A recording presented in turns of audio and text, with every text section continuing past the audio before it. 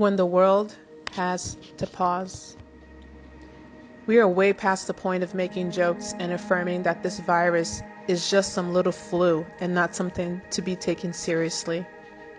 During this time of tribulation and pain, I just wanted to share a thought. We as Christians and followers of Christ should not be surprised or panicked by what is going on in the world today.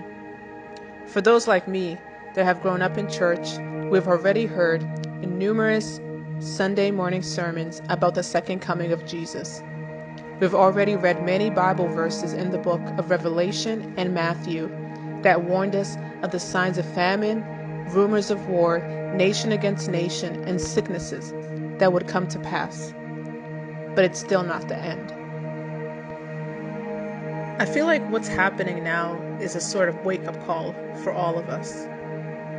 We all live in such a fast-paced world where we have to work, study, drive, pay the bills, take our kids to practice, take the dog out, go to rehearsal, be on time for the appointment, go on vacation, go to the gym, go to service, go out with friends, while trying to keep up with the next thing.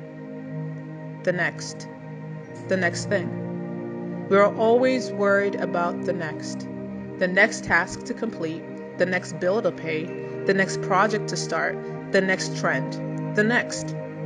We worry about what is next and forget the now.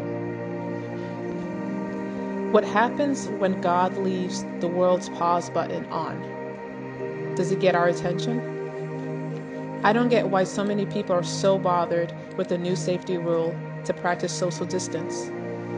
I think we have almost mastered the art of social distancing way before COVID-19 knocked on our doors.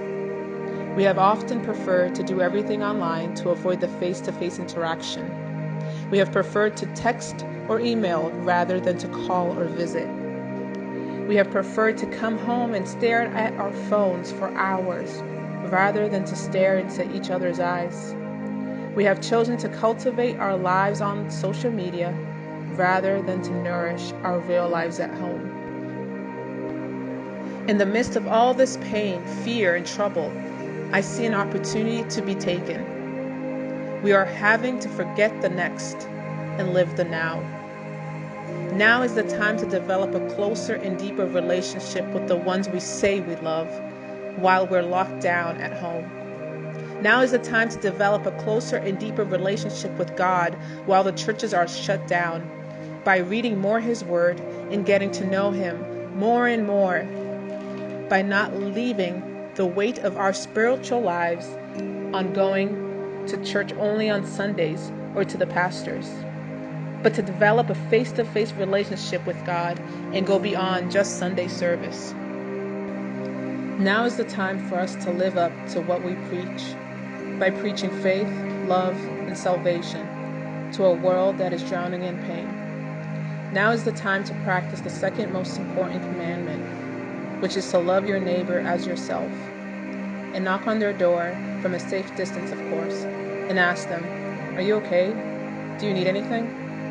This is the time to take care of our elderly. They are the ones that one day took care of us. Now is the time to reconnect and call those friends and family members that we lost contact with, because the phrase, "I don't have time," has been removed from our vocabulary for a while.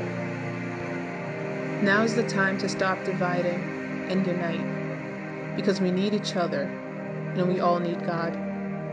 Now is the time to pray for each other, practice empathy, and cry with those that are crying.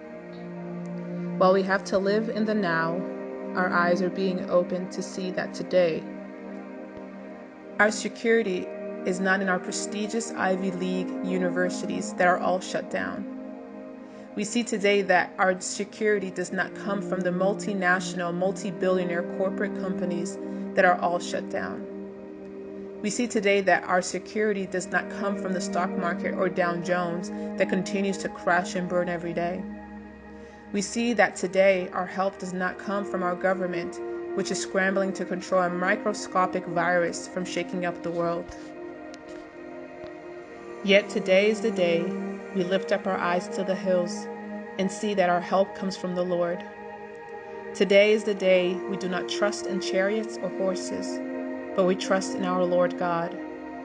Today is the day we acknowledge that even if I walk through the valley of death, I will fear no evil, because your rod and staff are with me.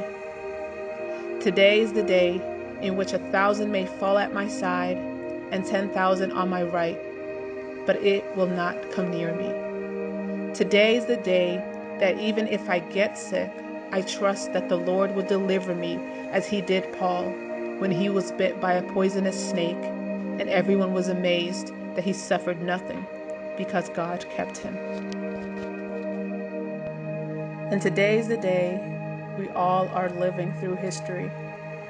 Our children and grandchildren will read of these days in their history books, and they will ask you, what did you do while people were dying? What did you say while people were crying? What did you do while you were stuck at home with your family? What did you do while the churches were closed? What did you do while the world was going through dark days? Were you the light of the world and the salt of this land when they needed it? How will you be remembered during this period of history? What did you do while the world was on pause?